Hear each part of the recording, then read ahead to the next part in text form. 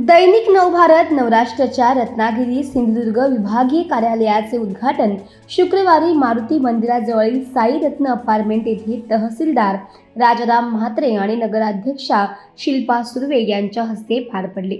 यावेळी पोलीस अधीक्षक नितीन बगाटे, जिल्हा माहिती अधिकारी प्रशांत सातपुते, मराठा महासंघाचे जिल्हाध्यक्ष संदीप सावंत यांच्यासह विविध क्षेत्रातील मान्यवर उपस्थित होते।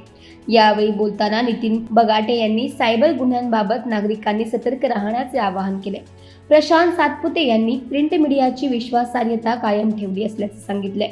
तहसीलदार राजाराम म्हात्रे यांनी नवराष्ट्राच्या वृत्तांकनाचे कौतुक केले, तर संदीप सावंत यांनी सामाजिक प्रश्नांवर आवाज उठवण्याची ताकद या दैनिकात असल्याचे नमूद केले।